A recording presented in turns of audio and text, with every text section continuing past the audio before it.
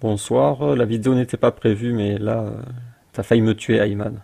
Si vous me retrouvez pendu, sachez que c'est à cause de Ayman. C'est dans son podcast 18, comme d'habitude, il dit des choses bizarres, il dit qu'il veut faire un cordon humain pour protéger la prière des chrétiens. Et si, admettons, moi, j'ai envie d'aller devant l'église durant la messe de Noël, je veux aller devant l'église, pourquoi? Pour protéger la prière des chrétiens. Si je veux le faire, hein. Je vais aller devant l'église, parce que je sais que par exemple là les chrétiens en ce moment sont en danger ou quoi, ils sont menacés ou il y a quelque chose, et je veux me mettre devant l'église, la porte de l'église pour que personne ne rentre, pour que les chrétiens puissent faire leur fête ou alors faire leur prière dans l'église en toute sécurité. Il y a des choses que je comprends pas trop, mais je cherche plus à comprendre. Mais à 25 minutes 20, là il m'a assassiné. Donc nous on est tolérants et on met chaque chose à sa place. Et même si chez moi, dans ma famille, à la crèche avec Jésus, Marie, eh ben ça fait quoi? Ben oui, Marie, elle existait, et c'était la mère de Jésus. Ben oui, et que Jésus, il était dans son berceau, etc. Oui, et alors? Ça fait quoi? Et ça fait rien. Voilà. Donc il dit que si chez lui il y a la crèche avec Jésus et Marie, ça fait rien. Et ça fait rien. Et son argument, c'est que Jésus a bien existé. Ben oui, Marie, elle existait, et c'était la mère de Jésus. Alors quand j'ai entendu ça, j'ai failli mourir. Je sais pas pourquoi Ayman me persécute. Donc il dit que pour un musulman, ça ne pose pas de problème d'avoir chez lui ce genre de figurine, parce que Jésus a bien existé. Et ça fait rien. Alors ça, c'est un énorme mensonge. Ayman Thier est en train de mentir, parce qu'il joue avec les mots et il vous fait croire que cette figurine représente Issa dans le Coran. C'est faux, c'est un mensonge. Cette figurine, ce n'est pas Issa, c'est Jésus qu'ils appellent l'enfant Jésus. Enfant Jésus, enfant Jésus, enfant Jésus. Si vous tapez sur Google Santon Jésus, vous verrez qu'ils appellent ce santon l'enfant Jésus. Mais quand ils disent enfant Jésus, c'est pas pour dire que c'est un enfant. C'est avec un E majuscule. Pourquoi? Pour dire que c'est l'enfant de Dieu. L'enfant Jésus avec un E majuscule, également appelé l'enfant Dieu, l'enfant roi, ou le divin enfant. C'est le fils de Dieu. Cette figure, ce n'est pas Issa, c'est le fils de Dieu. Santon de l'enfant Jésus. Santon de l'enfant Jésus, il est l'enfant divin. Divin parce que c'est le fils d'Allah. Ce santon que Ayman Thier a dans sa maison, ce n'est pas Issa dans le Coran, c'est l'enfant Jésus, le fils d'Allah. Et même si chez moi, dans ma famille, à la crèche avec Jésus, Marie, eh ben ça fait quoi? Les statues de Issa, ça n'existe pas. Parce que les musulmans ne font pas des statues de leurs prophètes. Et ça fait rien. Donc quand Ayman dit que ça fait rien s'il a une statue de Jésus chez lui, ça ne peut pas être une statue de Issa, ça n'existe pas. C'est une statue, comme celle-là, c'est une statuette du fils d'Allah. Je vais zoomer pour que vous voyez bien. Lui, c'est le fils d'Allah. Allah a fait un bébé. Il a fait un bébé. Et ça, c'est le bébé d'Allah que Ayman Thier a dans sa maison. Voilà, ça, c'est le bébé d'Allah. Allah a fait un bébé. Et voici la représentation du bébé d'Allah. Et les chrétiens ils mettent ça dans la crèche le 25 décembre à minuit. Et Ayman dit, c'est pas grave s'il y a le bébé d'Allah dans ma maison. Si on fait la crèche avec le bébé, c'est pas grave. Parce que Jésus a bien existé. Mais il vous ment parce que ce personnage-là, ce n'est pas Jésus. Ce n'est pas Issa. C'est le fils, le bébé d'Allah. Voilà, ils font des statues du bébé d'Allah. Surat Maryam, et ils ont dit, le tout miséricordieux s'est attribué à un enfant. Vous avancez certes là une chose abominable. Peu s'en faut que les cieux ne s'en trouvent à ces mots, que la terre ne se fende et que les montagnes ne s'écroulent, du fait qu'ils ont attribué un enfant au tout miséricordieux. Donc vous voyez à quel point c'est grave d'attribuer un enfant à Allah. C'est ce que font les chrétiens, mais en plus de ça, ils le sculptent, ils font une statue ridicule, et Issa n'a jamais ressemblé à ça. Et le 25 décembre, ils le mettent dans la crèche. Et Ayman vous dit, ça fait rien si j'ai ça dans ma maison. D'accord, donc tu as une statue du bébé d'Allah dans ta maison, alors que le Coran dit que rien que le prononcer cette chose, affirmer cette chose, c'est abominable et ça peut faire s'écrouler les montagnes. Sourate 112, une sourate que Ayman ne connaît pas non plus. Il n'a jamais engendré.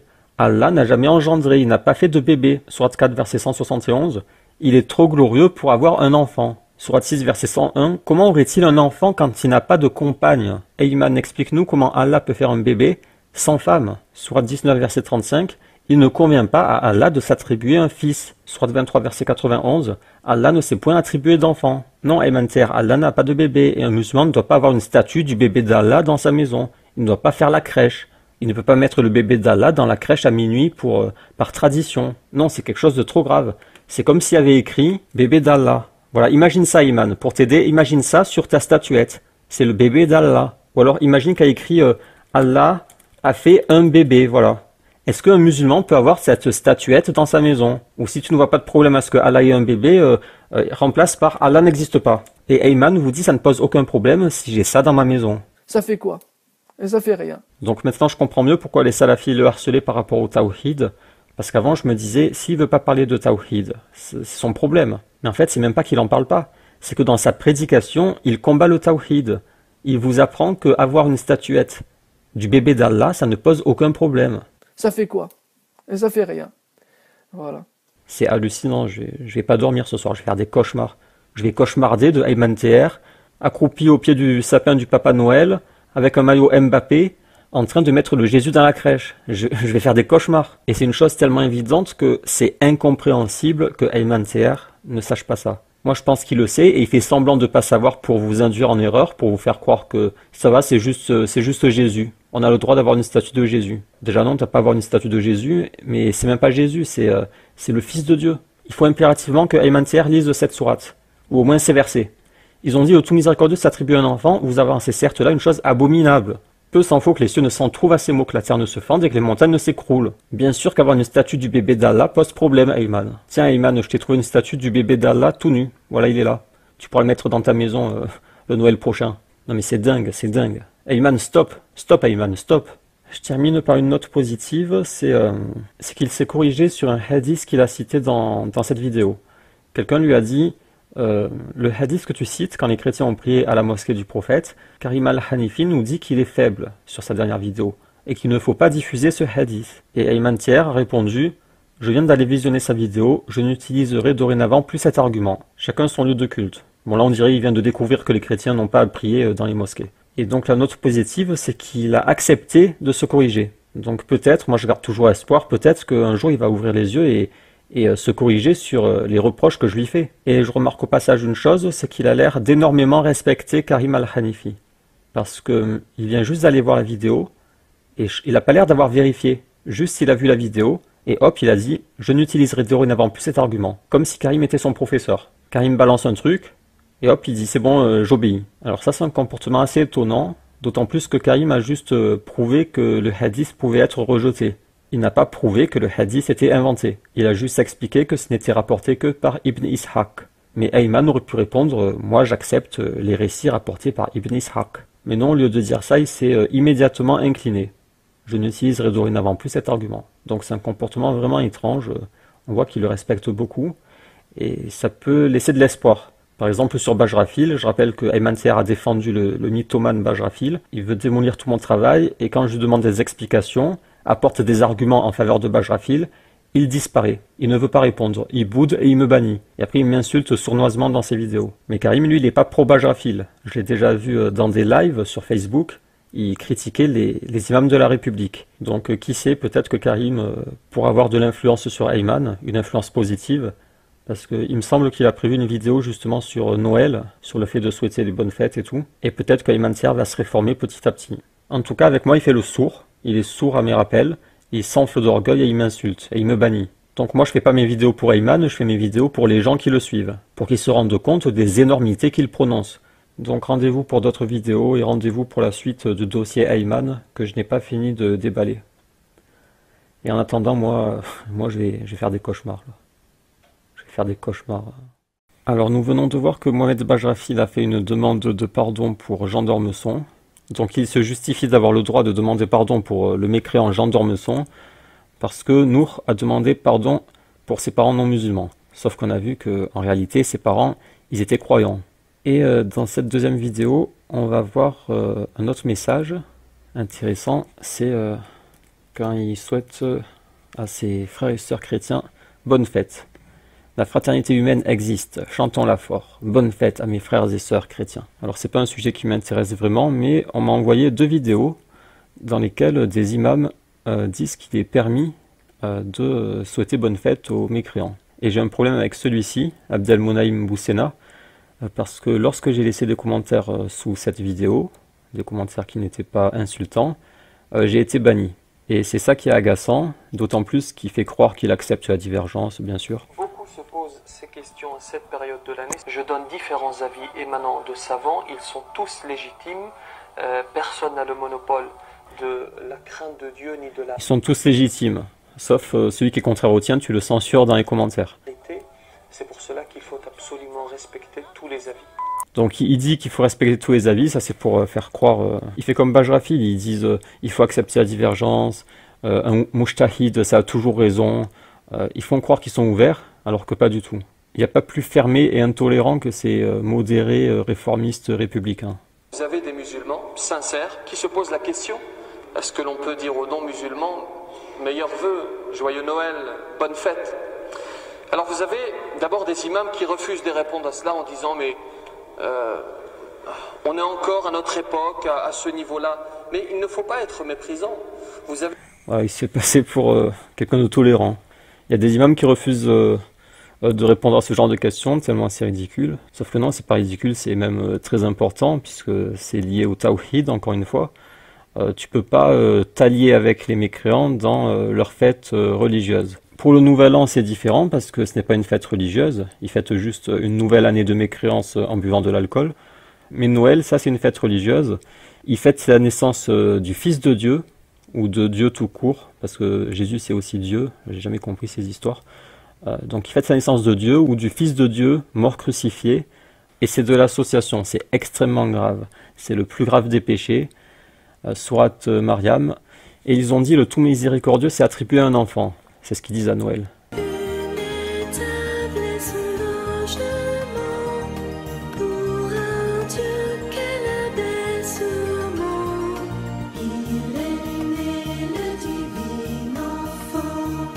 À Noël, ils fêtent la naissance du Fils de Dieu. Vous avancez certes là une chose abominable. Peu s'en faut que les cieux ne s'en trouvent à ces mots, que la terre ne se fende et que les montagnes ne s'écroulent, du fait qu'ils ont attribué un enfant au tout miséricordieux. Donc c'est une chose extrêmement grave. Ils fêtent cette chose qui pourrait faire entrouvrir les cieux, fendre la terre et écrouler les montagnes. Et toi, tu leur dis bonne fête, joyeux Noël. Passe un bon moment en fêtant la naissance du Fils de Dieu. C'est incroyable qu'il y ait des imams pour défendre cette chose.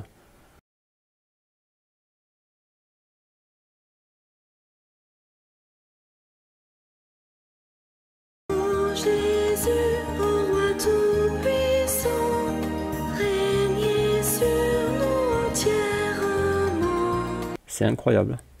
Vous avez des musulmans qui s'interrogent et qui ne veulent pas commettre d'impair, qui sincèrement posent la question. Je reçois tous les jours cette question. Est-ce que l'on peut dire cela? Est-ce que l'on peut souhaiter? Alors vous avez d'abord une catégorie qu'on va mettre tout de suite de côté. Alors une catégorie tout de suite de côté, alors ça c'est, à chaque fois c'est les salafis qui mettent de côté.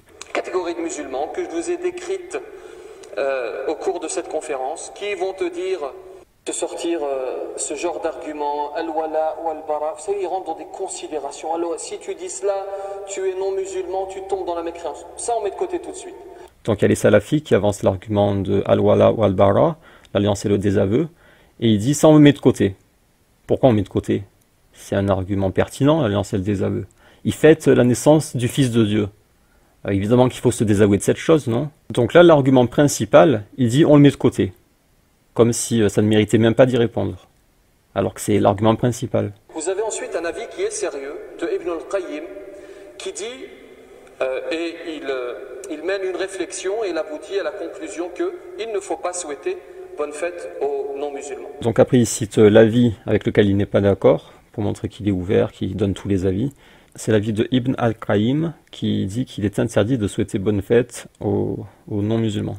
Mais c'est un avis qu'il ne va pas suivre, alors que juste après il cite, là le même jour, 30 minutes plus tard, il cite Ibn al-Qayyim qui dit « Les larmes des pécheurs sont plus sincères que les prières des arrogants ».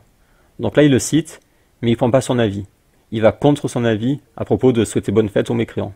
Pourquoi? Parce qu'il suit ses passions, comme Bajrafil. Ces gens ne suivent que leurs passions. Ils ne suivent pas d'école, ils ne suivent pas des savants, ils suivent leurs passions. Conseil fatwa européen qui passe avant Ibn al-Qayyim, espèce d'imam androgyne, va égarer tes compères. Parce qu'après il va dire, nous on suit la fatwa du Conseil européen de la fatwa. Pourquoi ne prend-il pas l'avis du grand imam Ibn Qayyim, mais du Conseil européen des musulmans? Voilà, c'est ça que j'avais dit et j'ai été banni. Le gars il fait son choix en se basant sur rien, bah si, sur ses passions, et sur le désir des mécréants. Je retiens que l'imam Boussena préfère l'avis du Conseil européen. Voilà, il y en a plusieurs qui ont remarqué ce que j'ai remarqué, mais eux ils n'ont pas été, ils ont eu de la chance, ils n'ont pas été supprimés. Salam, mettre de côté, éjecter l'avis des savants sur Al-Wala ou Al-Bara, alors qu'il dit qu'il faut respecter les grands savants, nous ont interdit, la science est une religion, donc faites attention. Lui-même dit qu'Ibn Qayyim l'interdit. Et il finit avec le Conseil européen de la fatwa. Alors la fatwa d'Ibn al-Qayyim, elle est sur Google, mais ici je crois qu'il y en a qui l'ont copié. Voilà, Imam Ibn Qayyim a dit dans Ahkam al-Dhimma, donc ça parle des dhimmi évidemment, puisque en dehors de la dhimma, il est interdit de vivre avec les mécréants. Il n'est pas permis aux musulmans d'assister aux fêtes des mécréants par consensus des gens de science. Les juristes des 4 écoles, bon ça c'est assister aux fêtes. En ce qui concerne les félicitations pour les rites spécifiques à la mécréance, alors ceci est interdit par consensus des savants. Comme par exemple le fait de les féliciter pour leur fête et leur jeûne en disant « bonne fête à toi » ou « félicitations pour cette fête » ou ce genre de paroles. Ces paroles sont certes interdites, le fait de dire ces choses est comme le fait de féliciter celui qui s'est prosterné devant une croix, et ceci est plus grave auprès d'Allah et le met plus en colère que de féliciter celui qui a bu de l'alcool, celui qui a tué une âme ou a pratiqué la fornication. C'est clair que c'est plus grave le shirk que le meurtre, donc quand quelqu'un va fêter Noël et vous lui dites bonne fête, faites bien la naissance du Fils de Dieu, c'est pire que si vous disiez à un tueur qui s'apprête à aller commettre des crimes, bonne séance de tuerie. C'est la même chose en pire, puisque vous lui fêtez de bien souhaiter la naissance du Fils de Dieu, mort sur la croix. Ils vont fêter une chose qui peut faire fendre la terre et écrouler les montagnes. Et vous dites ok, joyeux Noël, bonne fête, passe un bon moment. Et vous avez d'autres avis, et notamment l'avis du Conseil européen de la fatwa, qui dit oui, c'est tout à fait possible, il est tout à fait possible de leur souhaiter de bonnes fêtes, tant que tu n'épouses pas leurs convictions. Et vous trouvez cela dans le recueil des fatawa du Conseil européen, à la page, pour être précis, à la page 161, vous trouvez cela. Alors, cette fatwa a été traduite par le Havre du Savoir, bien sûr. Après, ça a été repris par l'UOIF. Donc, on va le lire. Je n'ai pas encore lu. On va le lire tout à l'heure. Donc, son argument, c'est ça. On va suivre l'avis du Conseil européen de la fatwa. Voilà, c'est sa page 161. C'est celle-là. Donc, on va le lire tout à l'heure, peut-être à la fin, parce que c'est un peu long. Je dis à ces gens qui ont peur de tomber dans la mécréance, mais pourquoi ne pas choisir l'option la moins risquée? Parce qu'admettons que la fatwa soit correcte, là, et donc il existe un avis comme quoi il est autorisé de souhaiter bon Noël à un non-musulman. Ok, admettons. Donc il y a un avis qui dit que c'est interdit par consensus, et un autre avis qui dit non, c'est autorisé. Ok, mais dans ce cas, pourquoi ne pas agir avec précaution, sachant qu'il peut s'agir de quelque chose d'extrêmement grave? Pourquoi, par précaution, ne pas éviter cette chose? Parce que là, on ne parle pas de laisser pousser la barbe ou retrousser le pantalon. Là, c'est quelque chose de grave. C'est souhaiter de la mécréance, souhaiter une bonne fête de la naissance du Fils de Dieu. C'est encourager les mécréants dans leur égarement et leurs paroles capables de faire écrouler les montagnes. Mais étrangement, ces imams n'appellent jamais à la prudence, jamais à la précaution, mais toujours ils disent venez, on tente de faire le shirk. Pour le vote, c'est pareil. On leur explique qu'il y a du shirk dans le vote, et au lieu de dire on va agir par précaution, ils disent non, foncez, c'est obligatoire, allez voter. Doute sur Isa alayhi salam. Vous avez un doute sur le fait que Isa alayhi salam est un prophète de l'islam, qu'il n'est pas mort comme eux le disent, c'est leur croyance. Alors si tu n'as pas de doute, tu restes droit dans tes bottes et tu souhaites la bonne fête à ton prochain. Ben non, tu restes droit dans tes bottes, c'est-à-dire que tu t'éloignes des mécréants lorsqu'ils fêtent ce genre de choses. Et surtout à ton voisinage, l'un des droits qu'il a sur toi, c'est lorsqu'une bonne nouvelle l'atteint, tu le félicites. C'est pas une bonne nouvelle qui les atteint là, ça n'a rien à voir. Ok, si ton voisin il guérit du cancer, d'accord, tu peux le féliciter, bravo, félicitations, mais là ça n'a rien à voir avec une bonne nouvelle. Il va fêter la naissance du Fils de Dieu. De l'humanisme, c'est du civisme. Alors si c'est le joyeux Noël qui te dérange, dis-lui. Bah oui, c'est le joyeux Noël évidemment. Bonne fête. Oui, mais bonne fête. Il veut remplacer le joyeux Noël par bonne fête. Mais bonne fête, c'est la même chose. Si tu le dis au moment de Noël, ça veut dire bonne fête de Noël. Ce qu'il dit n'a aucun sens et ça se voit qu'il est malhonnête là. L'islam ne te sort pas de l'islam. Ne soyons pas plus royalistes que le roi. Nous voulons être plus musulmans que le prophète. Nos prochains, nos concitoyens nous dire bonne fête de l'Aïd, n'est-ce pas? Est-ce que lorsqu'ils te disent bonne fête de l'Aïd, ils croient en l'islam, ce sont des musulmans? Soyons un petit peu logiques.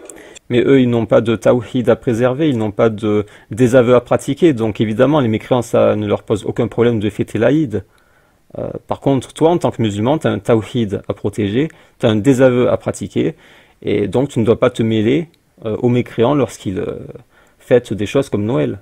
Tu es leurs concitoyens, ils te disent bonne fête. Et nous, dans les mosquées, je crois que c'est le cas ici aussi à Villeneuve-d'Ascq, on reçoit des courriers émanant d'églises, de synagogues, dans lesquelles les prêtres, les rabbins nous disent bonne fête, bonne fête. Mais eux, ça ne leur pose pas de problème religieux. Par contre, toi, oui. Ils sortent toujours des arguments à côté de la plaque, comme Bajrafi à propos du vote.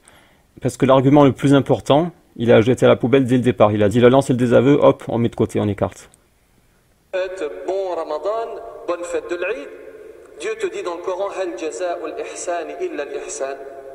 Y a-t-il autre récompense pour le bien que le bien?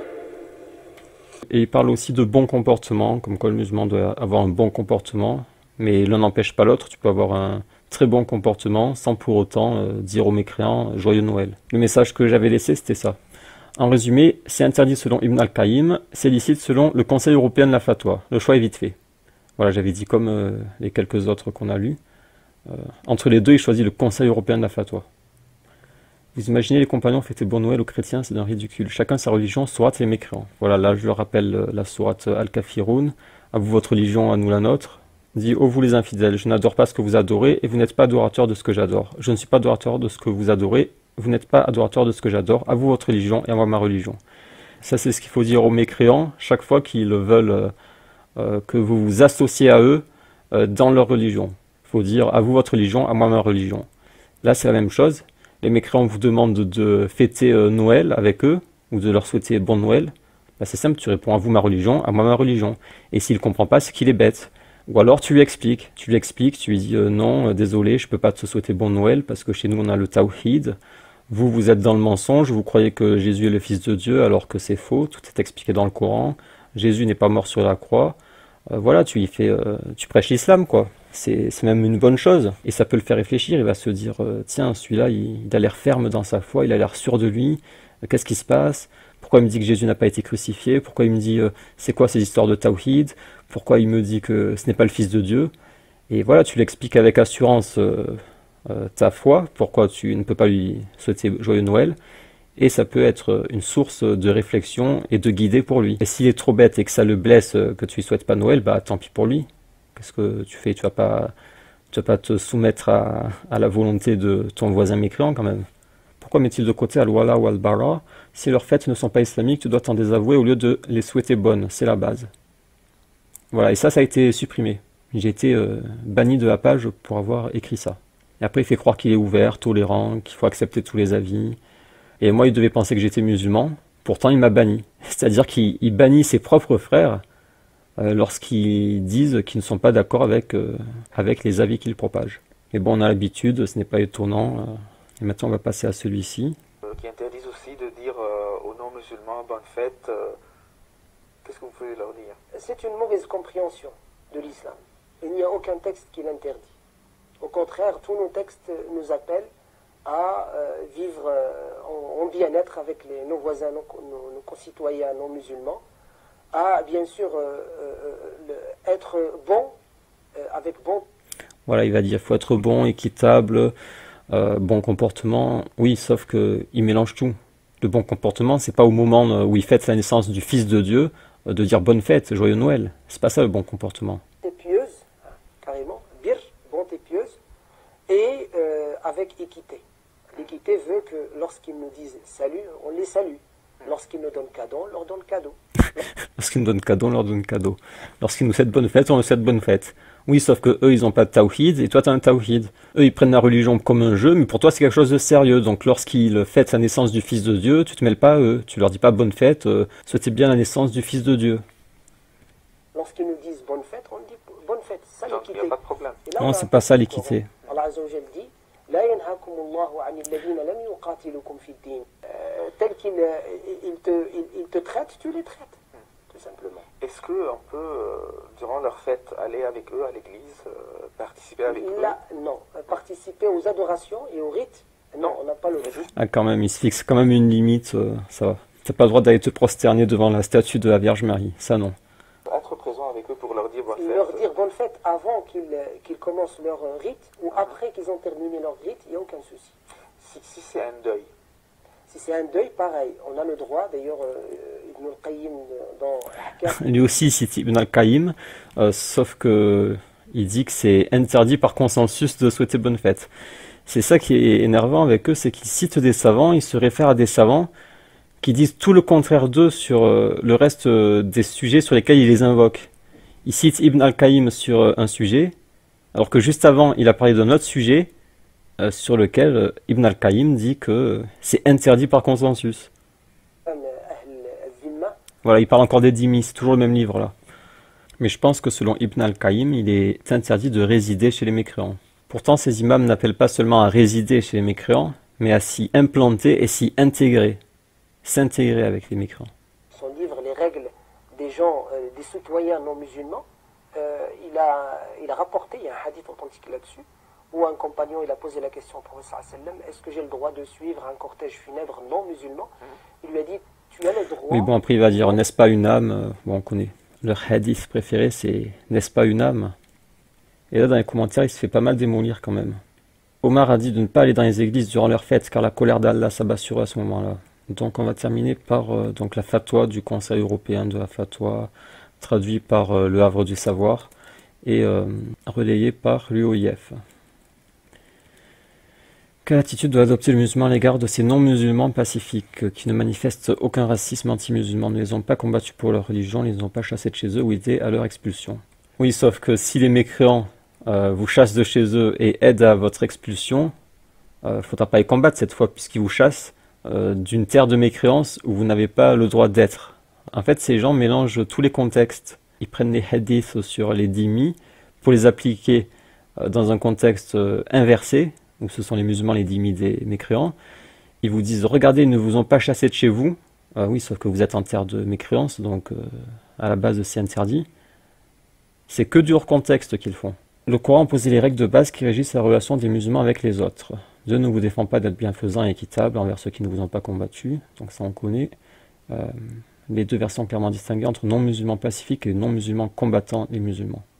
En ce qui concerne les premiers, les pacifiques, le verset établit l'obligation de faire preuve de bienfaisance et d'équité à leur égard. Oui, sauf que là la question c'est est-ce qu'on peut dire joyeux Noël?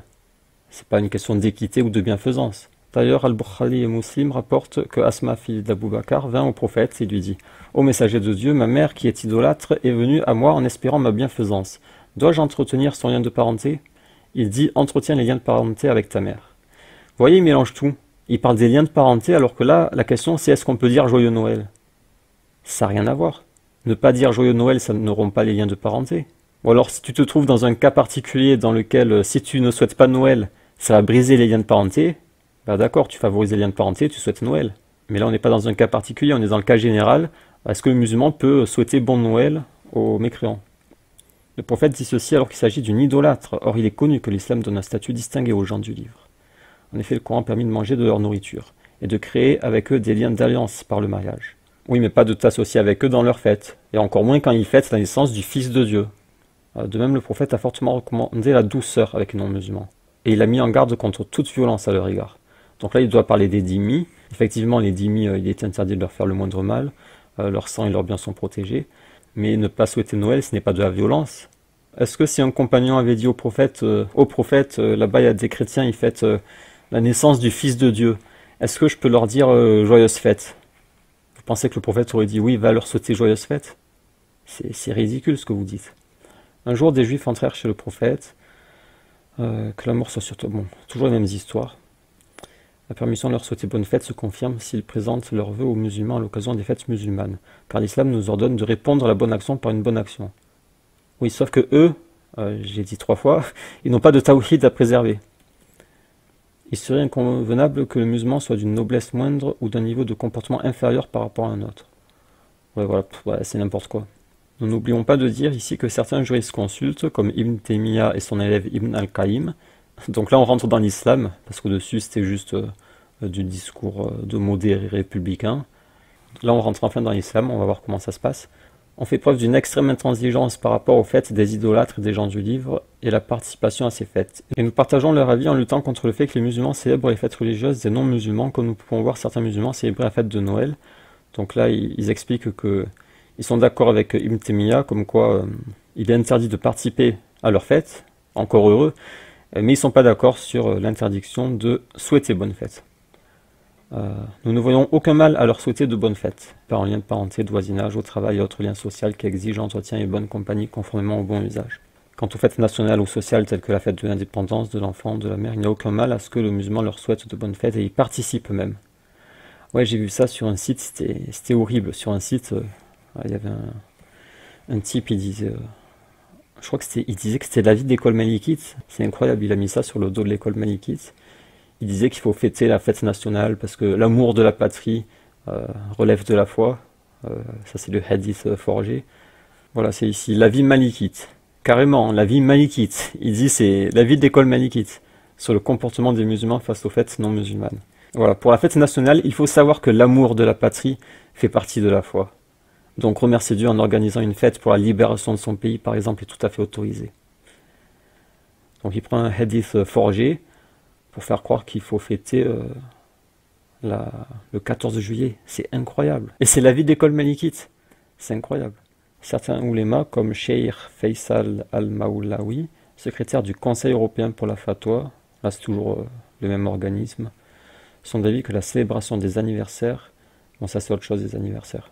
L'anniversaire c'est différent, il n'y a pas de connotation religieuse. Quant aux fêtes nationales, donc il n'y a aucun mal à y participer dans la mesure où il est un citoyen de ce pays. Conseil européen de la fatwa et de la recherche. Ok, donc pour conclure, une question à Bajrafil, pourquoi ne pas suivre votre pote Birbak? Birbak, le faux imam se convertit au christianisme. Donc très courageux Birbak, parce que c'est pas facile, après avoir prêché une religion, de dire je me convertis à une autre. Mais je pense que ça lui a été facilité parce qu'il était détesté par toute la communauté musulmane. Et ce serait bien que tout le monde le suive. Chalgoumi, Bajrafil, Ramadan, suivez-le. Vous êtes des chrétiens coincés dans l'islam. Je pense pas que Bajrafil quitte l'islam un jour parce qu'il a... Depuis qu'il a 3 ans, je fais du fiqh depuis mes 3 ans. Depuis 3 ans, il étudie l'islam. Donc là, s'il quittait l'islam, vous imaginez, c'est comme s'il détruit sa vie. Il ne devient plus rien. Il passe de grand imam, grand savant à rien du tout. Dans le christianisme, il connaît rien. Il va arriver, il ne sera pas prêtre, il sera rien du tout. Plus la pression sociale, il y a des gens derrière lui, il y a sa famille, il y a les Comores. Il peut pas, il est coincé, il est bloqué.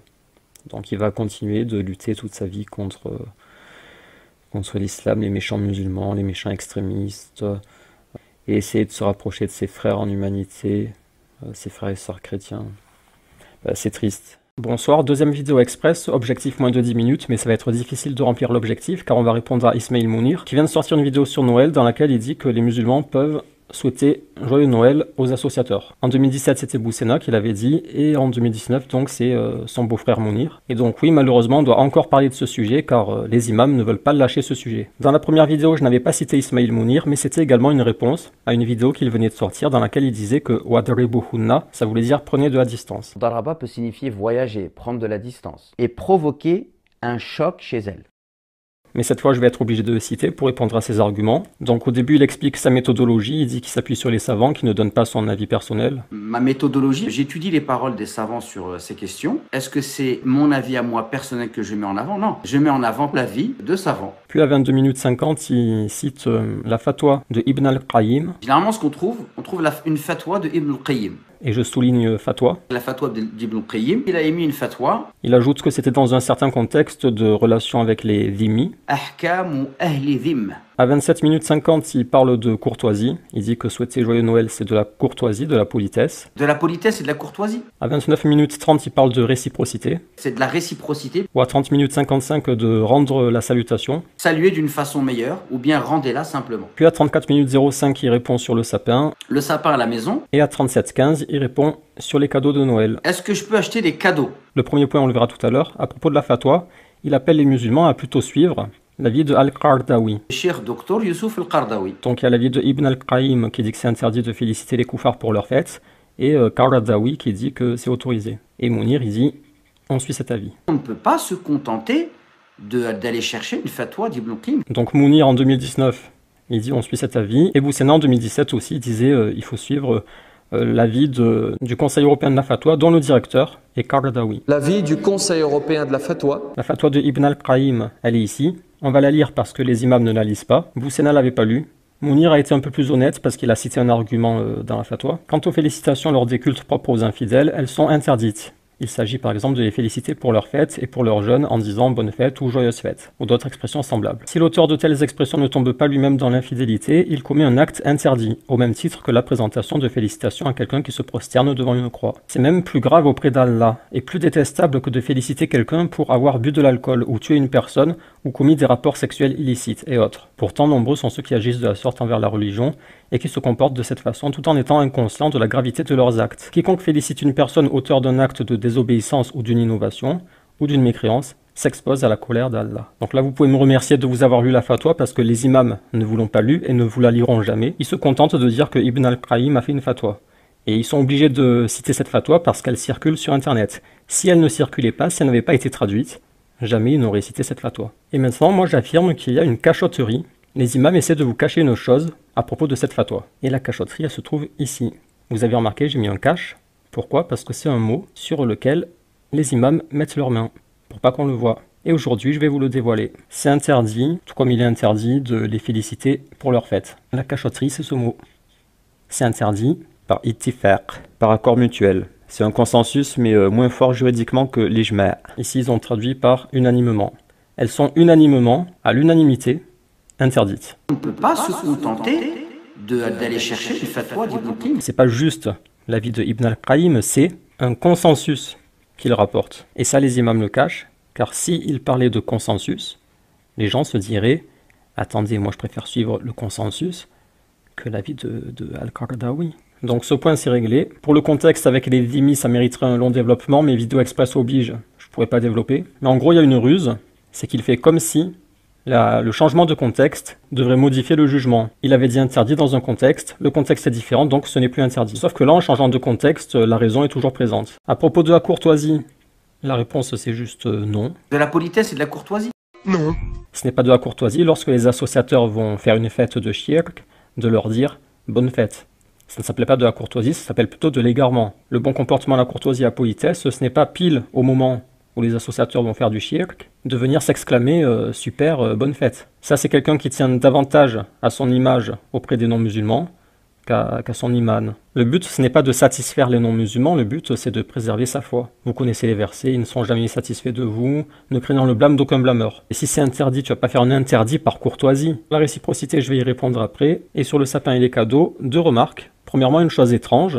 Au début, il disait qu'il ne donnait pas son avis personnel. Est-ce que c'est mon avis à moi personnel que je mets en avant? Non. Et là, il se met à dire, moi j'estime que... Le sapin à la maison, moi j'estime que, personnellement, c'est mon avis, que c'est pas une bonne chose. Et je pense que... Moi je pense qu'on n'a pas acheté de cadeaux à nos enfants pour Noël. Donc il devait pas donner son avis personnel, mais bizarrement il le donne. Donc sa méthodologie dont il parlait au début, c'était du pipeau. Ma méthodologie, j'étudie les paroles des savants sur ces questions. Est-ce que c'est mon avis à moi personnel que je mets en avant? Non. Moi je pense que personnellement c'est mon avis. Est-ce que c'est mon avis à moi personnel que je mets en avant? Non.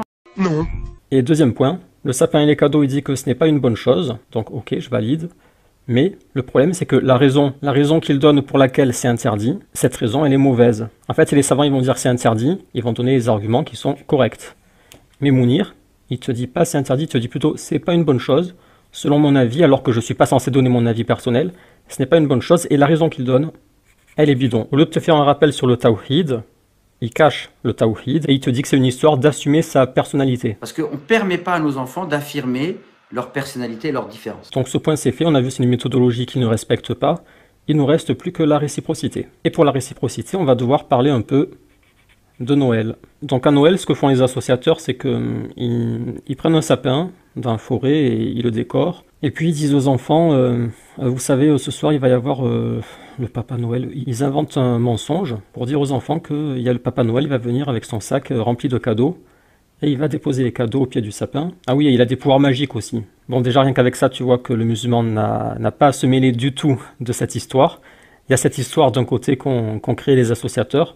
Le musulman, il doit se situer ici. Il y a un principe dans l'islam, ça s'appelle le désaveu. Quand les associateurs se mettent à inventer un mythe comme ça et faire une fête, le musulman dit à vous votre religion, à moi la mienne, je me désavoue de ce que vous faites.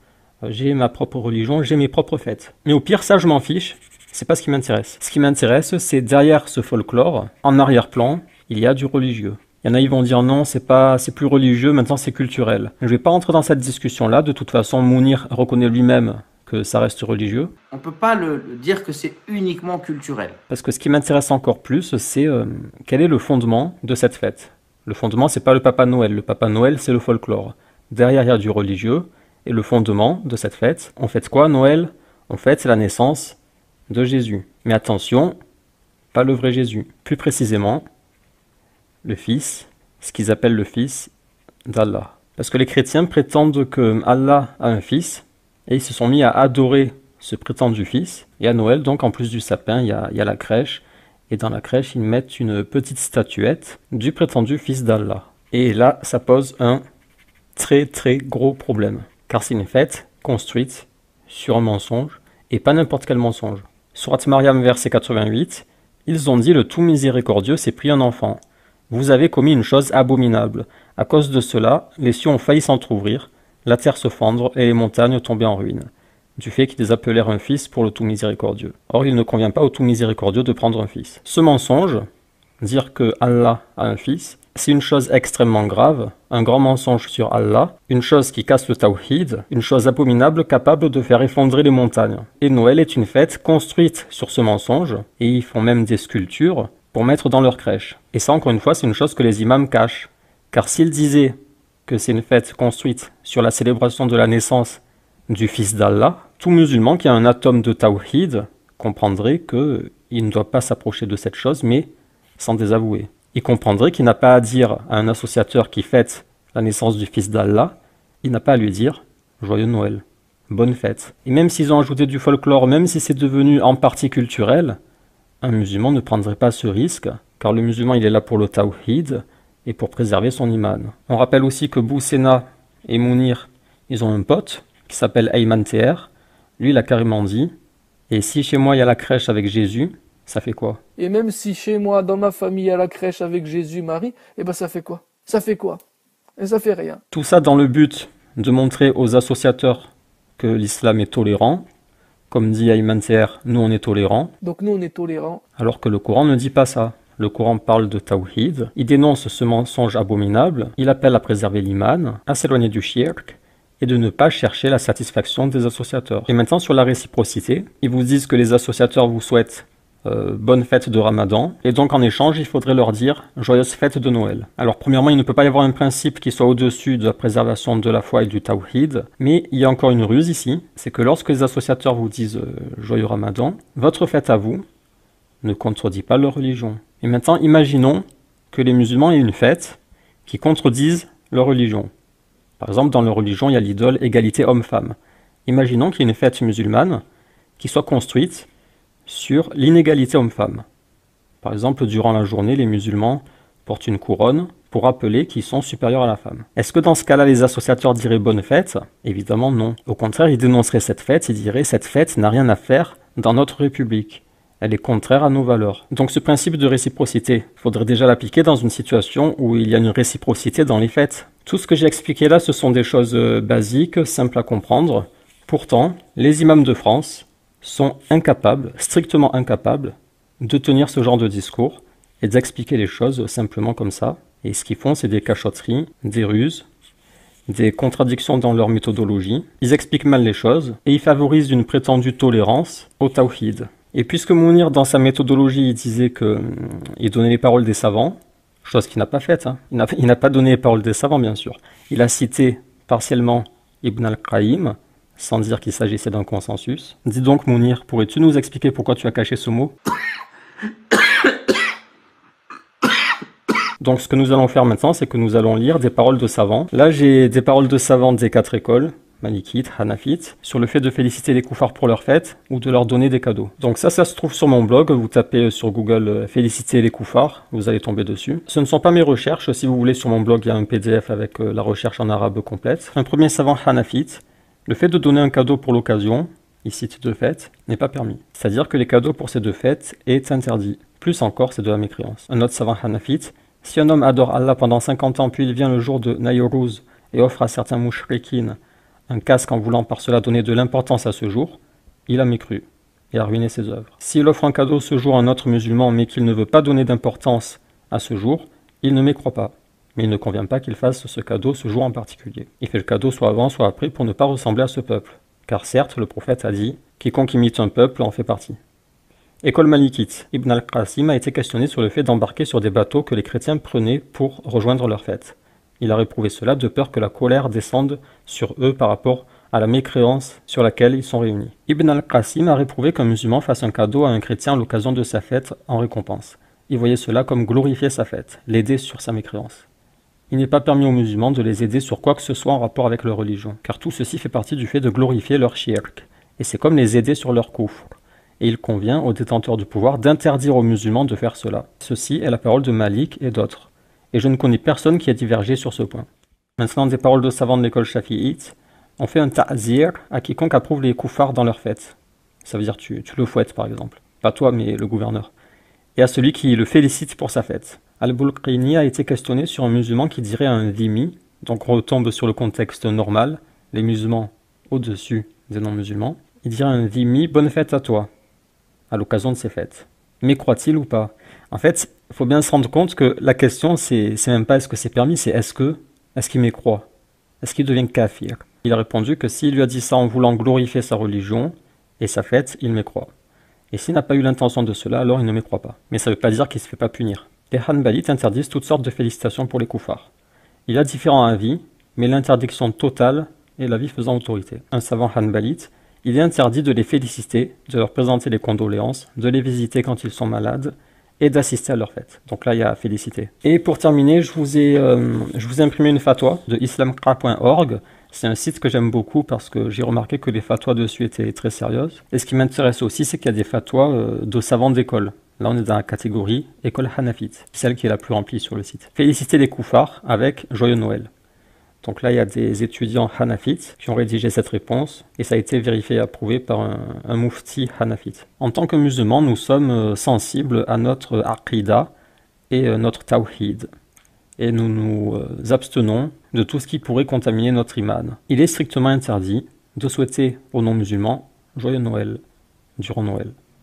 Il est également interdit de prendre part à tout acte qui est lié spécifiquement à Noël. En faisant cela, il y a la crainte de perdre son iman. Nos savants ont un regard très sévère sur ce sujet. Et ils ont classé l'acte d'offrir à un non-musulman un cadeau durant sa fête religieuse comme interdit. Et plus encore, un acte de mécréance dans certains cas. Adopter et imiter quelques pratiques des koufars dans de telles occasions a aussi été classifié comme un acte de mécréance. Là, il parle d'autres formules que Joyeux Noël ont aussi été interdites. Ainsi, envoyer des cartes de vœux ne sera pas permis. Regardez les citations suivantes de nos savants.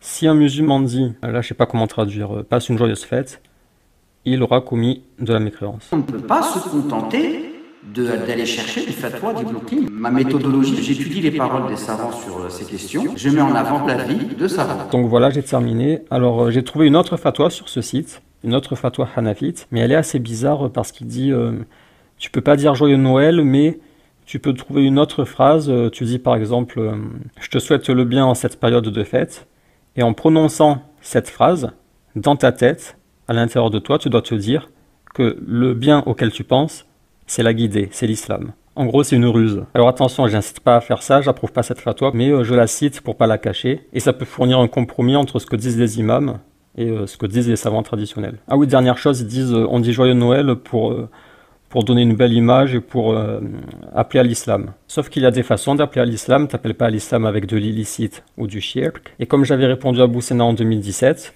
tu peux, en ne souhaitant pas Noël, appeler à l'islam. Et je suis tombé hier sur une vidéo de Zakir Naik qui explique très bien cette chose. Alors Zakir Naik, je ne suis pas fan, mais souvent il parle bien, et là il a très bien parlé, donc je vais terminer avec cet extrait de Zakir Naik. Et ça tombe bien, j'ai plus de batterie, donc je m'arrête là. Le défi des 10 minutes, encore une fois, il est totalement raté, je pense que ça va faire 15-20 minutes. Donc vidéo express ratée, j'espère que la prochaine fois j'arriverai à faire moins de 10 minutes. The brother asked a question that he wants to wish Merry Christmas to his friend so that he can build relationships. So tomorrow he'll ask me the question, why can't I have a peg of alcohol to build relationship?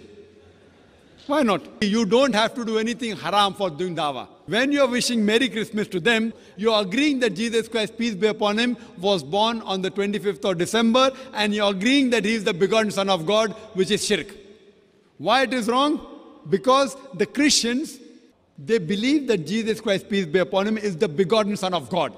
That does not mean don't do dawah. I do dawah on Christmas. I ask them that this is the Christmas season. Why is it Christmas? So they tell me, oh, it's Christmas because Jesus Christ, peace be upon him, was born on 25th of December. Who is this Jesus, peace be upon him? Oh, Jesus is the begotten Son of God. Then I tell him that can you prove to me from one unequivocal statement from the complete Bible where Jesus Christ, peace be upon him, himself says that he's God, or he says, worship me. I do dawah. Why do you have to use wrong means for doing dawah?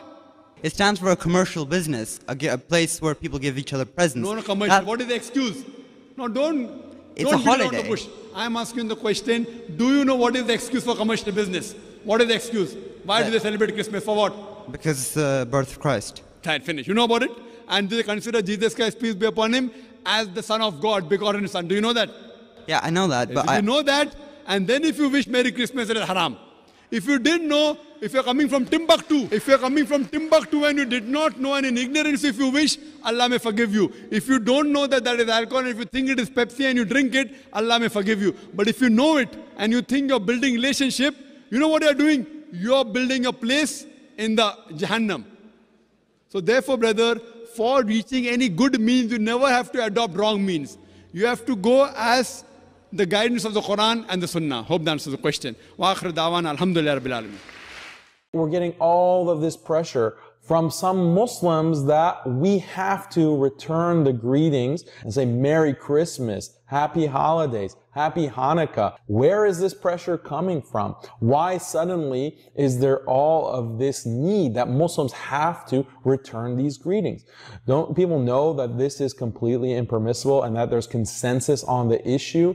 No scholar historically has ever said it was permissible for Muslims to congratulate non-Muslims on their holidays and their festivities. This is assimilation at its ugliest.